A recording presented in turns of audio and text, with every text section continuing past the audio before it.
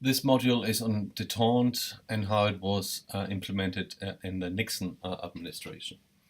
Now, if you're looking at why Nixon, what was the reasoning behind Detente and how did he do it and what was the impact, we have to look at really the architect of Detente, which was Kissinger. Kissinger was the one who came up with it and advocated it in the Nixon administration as the Foreign Secretary, Department of Secretary of State, sorry. Now, Kissinger himself, he wrote his PhD thesis back at Harvard on Metternich. Prince Clemens von Metternich was what now we would call the Austrian foreign minister, and he was the chief architect of the Congress of Vienna. Now, the Congress of Vienna was a multilateral negotiation between the great powers of Europe, reorganizing European international relations after the Napoleonic Wars, beginning of the 19th century. And it created the concept of Europe, which largely, led to 100 years of peace in Europe. So it was a great achievement.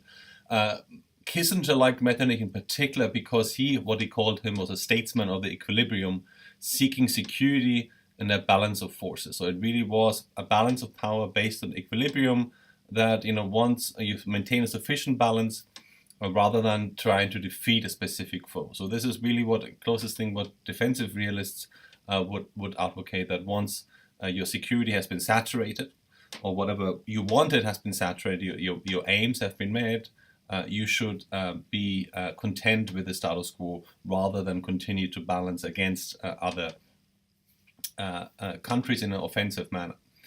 He was also a scientist of politics, so Kissinger liked the idea that he was very pragmatic, no sentimental attachments, no ideology, and Kissinger and Nixon later themselves would consider themselves to be pragmatists, not ideologues. Now, how did Detente under Kissinger and ultimately under the Nixon administration look like? It was improve relations with China as the US was conducting tough negotiations with the Soviet Union over the strategic arms limitation talks, SALT. So these were, two tracks. One is with the Chinese, established relations with the Chinese in 1972, at the same time use that to have a bargaining chip with the Russians, as well as use that to come out of Vietnam as the successful, if not victorious party. So again, use the Chinese asset against North Vietnam, of course, because these countries, of course, were allies. So the goal was stability and not a defeat of the Soviet Union. So this is why we consider this to be the relaxation of tensions during the Cold War, and that is largely being credited to Kissinger and his idea of Detente. So stability is the primary goal of diplomacy according to that mindset.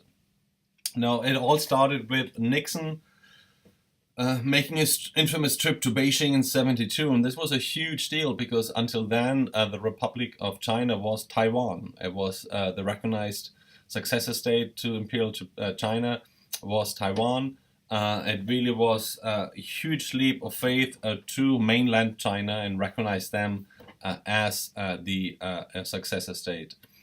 So it was the People's Republic of China rather than the Republic of China, which of course was Taiwan. So the US still maintained a sort of strategic partnership with Taiwan, but it recognized China and established relations. So this was the big leap forward, if I may say so, between Nixon and China. Now, of course, Nixon had his own political aspects, using it back home as a major political capital. Kissinger said even though the liberals will try to piss on it as an election year gimmick, Nixon's political ass is on the line. So Nixon, of course, was a bit of a potty mouth. So using the Chinese thought to get the Russian shock. So again, what I said earlier, that as the US was negotiating with the Russians, this could be used as a good bargaining chip. So Detente, what it meant was relaxation of tensions to protect US interests. So again, the very realist notion still was what comes first is US national interest, and this was the primary goal. Now, of course, the Chinese had their own interests. The Chinese had their own objectives. One was to deter the Soviets, looking at deter the Japanese that might catch them off guard, and also, of course, economic relations and economic cooperation were seen as very important. If you look at some of the rhetoric, I mean, keep in mind that Nixon was, very conservative Republican. He called for the long march together, so a very communist type of language. And Mao said, I like to deal with the rightists. They say what they really think, not like leftists who do one thing and mean another, which was very curious coming from a communist leader who prefers the right-wing party in the United States rather than the left-wing party. So we have this overall new type of found love between Republicans and China and the Chinese. And the joint communique which both the Chinese and the US leadership passed was that neither would seek hegemony in Southeast Asia, which was very important to the Chinese, and both of them would be opposed to any third party intervening in that or seeking hegemony. And that, of course, any other third party was a very passive-aggressive diplomatic speak for the Soviet Union. They would have more in commercial, cultural contacts, and they started to kind of a roadmap for peace in Vietnam that foreign troops were to withdraw from Vietnam. Now again, these sort of foreign policy initiatives are always subject to what's happening back home.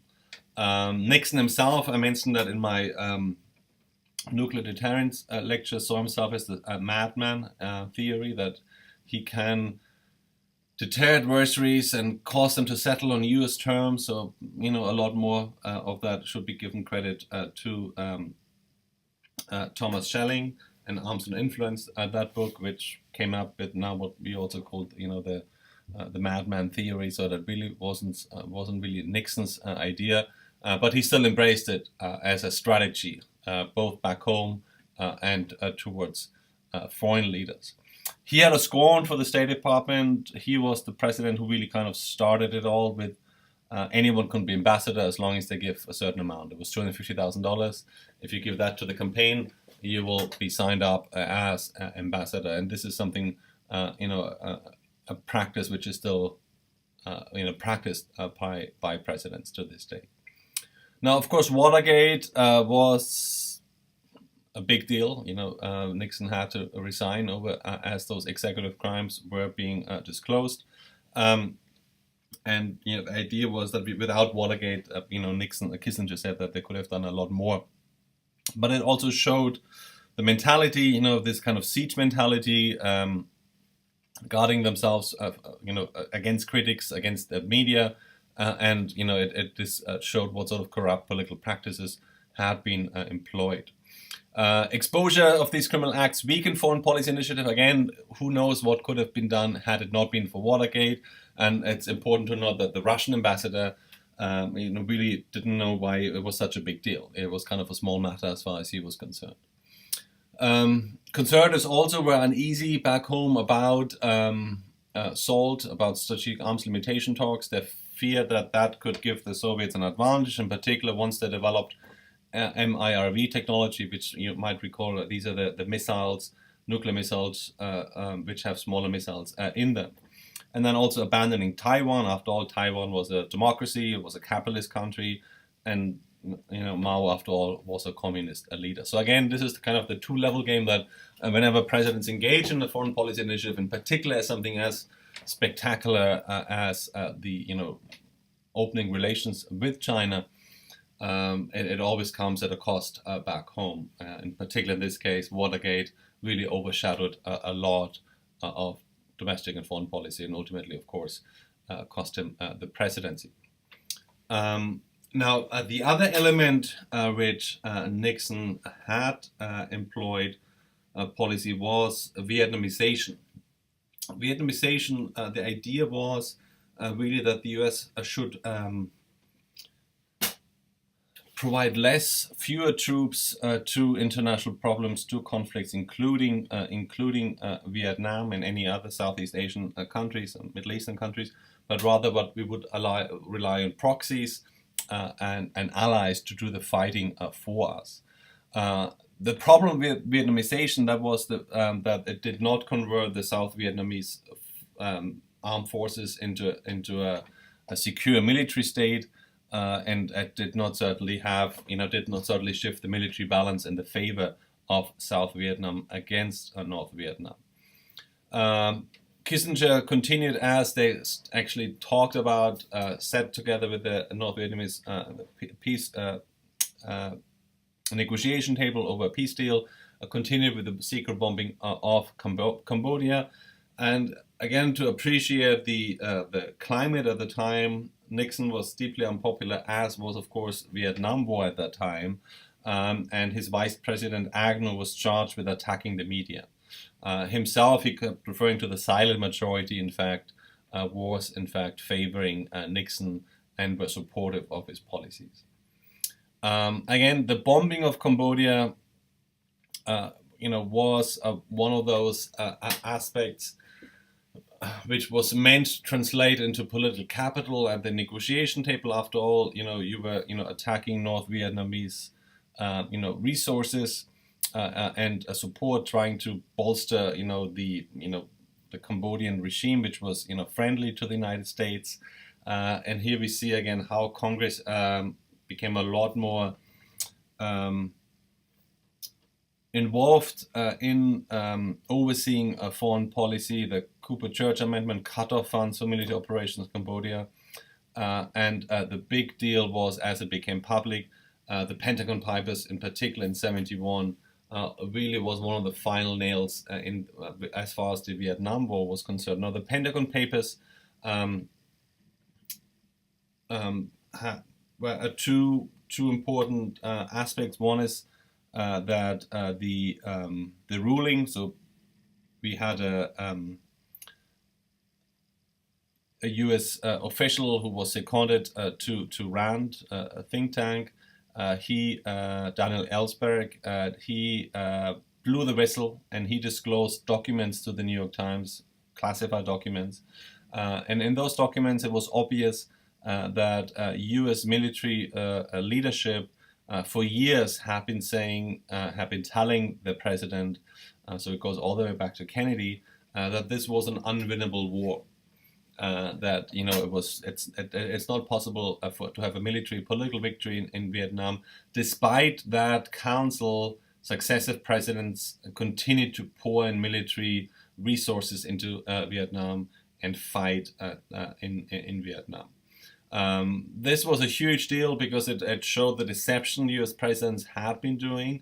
The second aspect, of course, was that it was the First Amendment, that the Supreme Court ruled that it was protected disclosure, and the New York Times had the right to publish that under the First Amendment. So these two, these are the two big factors on the Pentagon Papers, and more so, it really showed the extent of Nixon's siege mentality and the way they guarded themselves against any sort of outside critique or counsel. Not only critique, but it was, again, the military establishment which told the Nixon administration, as previous administration, that this war was not winnable. Now, again, the idea was the U.S. would withdraw from Vietnam, but it would be on U.S. terms.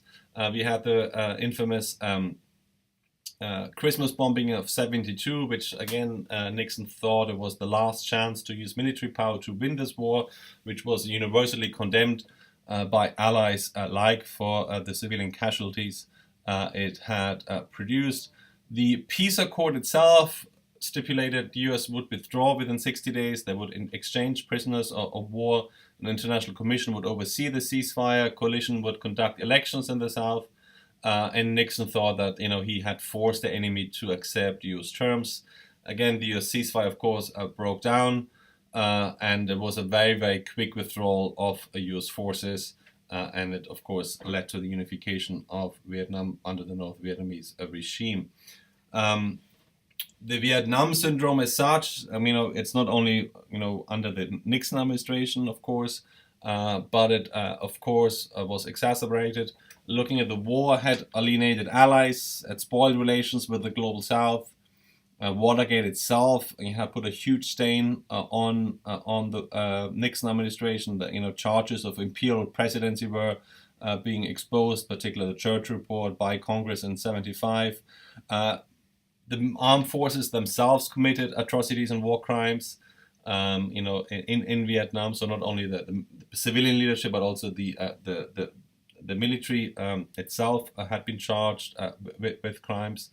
And really, the bigger picture was that the US failed to distinguish between the periphery and vital strategic areas in the global balance of power between the US and the Soviet Union. The fall of Vietnam did not matter to the global balance of power. It did not matter to the course of the Cold War, and the US had, committed a tremendous amount of blood and treasure into pouring in troops into Vietnam over the decades. So we've seen that sort of neo-isolationism after Vietnam, which many historians at least would say that this wasn't kicked until Reagan came to power in the United States. Now, if you go back to the Detente, it encountered opposition from both sides. So one is, of course, Kissinger's personality was very overbearing, national security advisor, but he was also the infighter in chief. He had this penchant for bureaucratic warfare, and he was really a rather powerful figure in the Oval Office. So there was a good amount of infighting in the White House during Nixon. The scandals, looking at Watergate, certainly, and then serious congressional hearings, largely slowed down whatever foreign policy initiatives Nixon wanted to actually master. Now, if you look at the international aspect, both the US and the Soviet Union negotiated in bad faith. For the US, Detente was to manage Soviet power and draw the Soviets into an existing world which favored the United States. So that really was give the US an advantage. And then the Soviet Union, as far as the Soviets were concerned, let's look for this and agree to this peaceful coexistence, but it would allow socialist and anti-imperialist forces a free hand. So that would give us some sort of a level playing field for us to conduct our interests. So both of them, came in those negotiations with bad faith. Vietnam continued to be a proxy war. So besides all of that, or despite all of that, Vietnam continued. Covert support happened across Latin America. We discussed overthrow in Chile, Angola, and in Africa, but particularly Latin America. And then Afghanistan, that was a lot more with Carter later on, the Carter Doctrine. But of course, Afghanistan, in the end, that was the final nail in the coffin for Detente, as the US then started to support non-state forces, the Mujahideen, against the Soviet forces occupying Afghanistan. So this is the module on Detente. You saw the basics of what is Detente, who's the intellectual architect behind it, what was the purpose of Detente, how was it implemented alongside the conflict in Vietnam, and how did it fail in the end.